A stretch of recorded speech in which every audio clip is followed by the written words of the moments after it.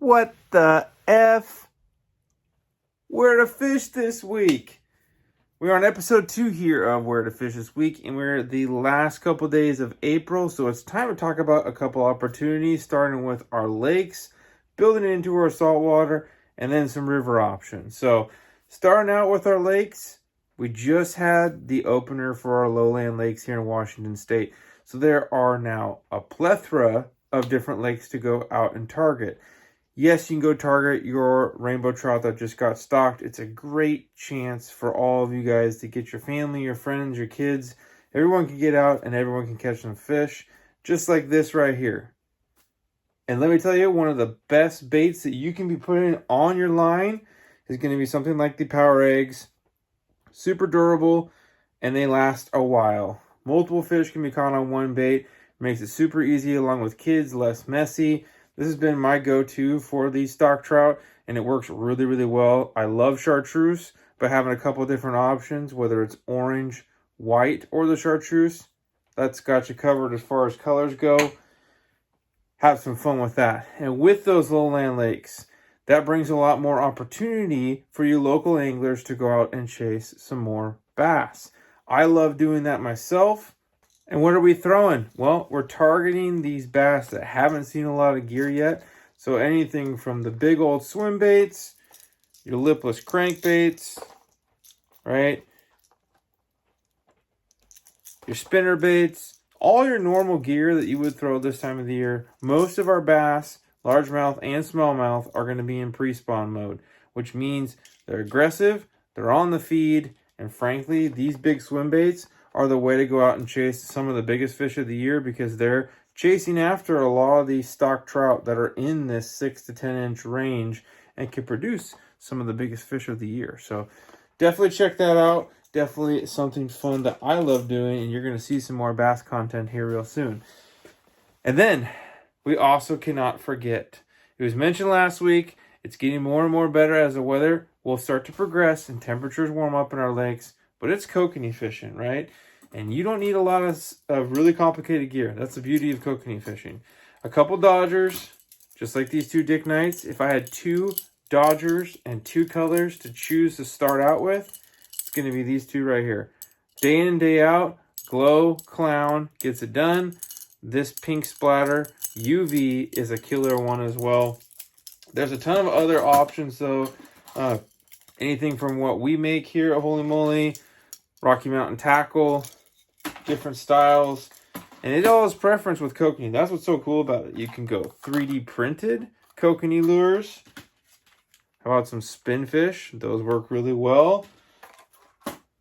One of my favorite go-tos, just a straight inline spinner behind one of those Dodgers.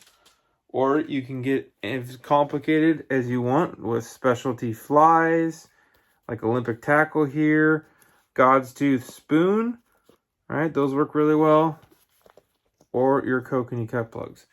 All these right now, and the beauty of this time of the year is these fish are right near the surface or in the top 20 feet of water typically.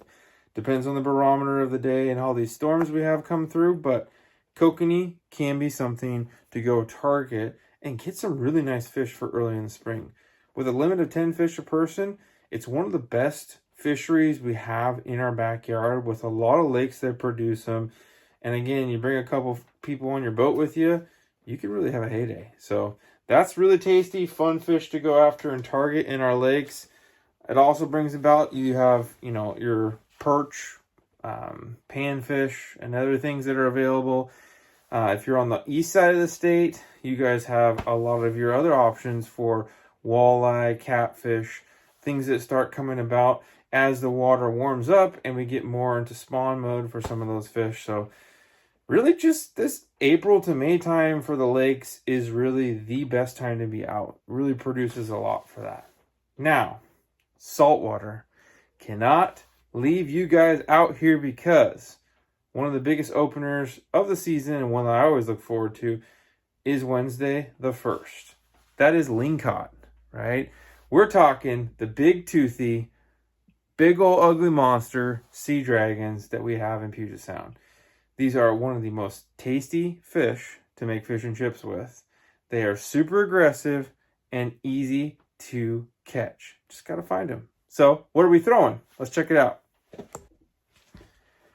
Now, it depends on where you're fishing at in Puget Sound. If you're more in the areas off like Possession Bar and Sandy or Flats, your go-to bait is going to be some kind of flounder imitation, whether it's a rubber hoagie flounder or some of the other products that are out there. These work really well on a jig head. Looks just like a flounder, as you can see, but that is one of the Lingcod snack candies. The perfect size, palm size flounder. If you like to use live bait, one of the best baits you can use, and super easy to catch. So you go out there with a sabiki rig, or like the rig we've shown in a past video of our Buzz Bomb with shrimp flies. It works really, really well. And you get your couple flounder, however many you want per person. You get 15 total, so don't burn them all. But you can get maybe 10 a person and have a good little stockpile in your live well. But those on a live bait rig work extremely well. Doesn't mean you can't, in those sandy areas, also fish jigs, whether it's these swim bait styles or you can fish metal jigs like buzz bombs or darts. You definitely can. But what I would say works better in most cases is your live bait. I love fishing swim baits and these styles on jig heads, casting near jetties, or I know where there's rock piles that I can get these near. Because those Lingcod are going to be ambushing, so they're going to come out and grab and then go back into their areas. So these can work really well in those sections. You also can do live herring, live sculpin, and live little pogies, right? Your striped perch. You guys can find those piling perch and striped perch. That's perfect bait as well. They're going to stay around the marinas or some of the areas you can go potentially find them.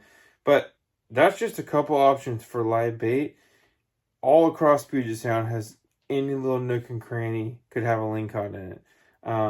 Obviously, if you go out into the ocean, it's a different ball game. You're fishing giant rigs, right?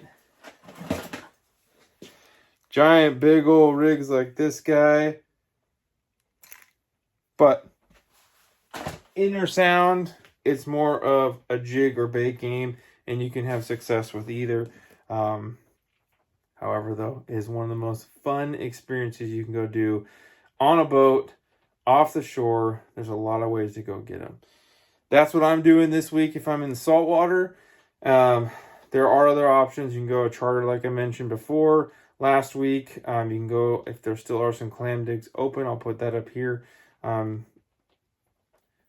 may be some clam digs still coming up, so stay tuned to those as well as the WDFW posts them. You got surf perch if you're on the coast.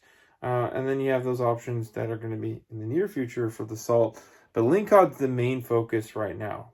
Something I always look forward to and can be pretty dang good here in the first week of the opener. So keep that in mind. Watch the weather, watch the tides, and have some fun.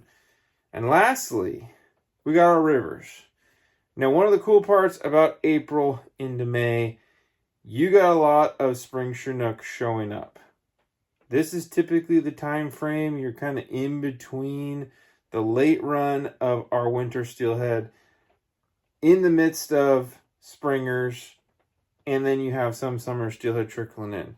Where our rivers are open, I would say definitely go try to target some springers. The Columbia River, where those areas are open, can be really successful out of a boat trolling. Some of the tributaries for those upper Columbia rivers can be really successful with eggs and bait and really having fun casting for those. You never know what you might get. Sometimes it's a big old Chinook. Sometimes it's a big old steelhead. A lot of fun fishing the rivers this time of the year. Just got to play the weather a little bit more with these storms in the late April into May. Sometimes it can blow the rivers out and you may not have too many options, at least locally, to go and do. The Columbia River isn't as affected as much, I would say. It does still, but it takes a lot more to blow those out than it does our local stuff. If you're on the east side of the state, how about some fly fishing, right? In April, I've had some amazing opportunities to go some fly fishing only areas and had some amazing dry fly experiences and nymphing with the fly rod. Something that I grew up doing, and so it just brought back a lot of memories with my dad and grandpa. So there's some fun fisheries to go do on the east side. They have a lot of really nice trout to go and chase after. If you're into something like that, definitely hit up that Central Washington area. Some really nice places for that. But I'm gonna tell from you guys. You tell me where you're fishing this week. I know if I have the weather opportunity window, we're chasing some big old fish in the salt, and then we're going to chase some local fish as well. It's been good. Opener was good for the trout fishing. I know the Lingcod's going to be fun as well. You guys have an absolute blast this week and share your success with us here. If you guys want to see exactly how I'm catching all those trout with the specific rigs for this post opener, check the video out right here, and we'll catch you on the water here this week. Tight lines and fish on!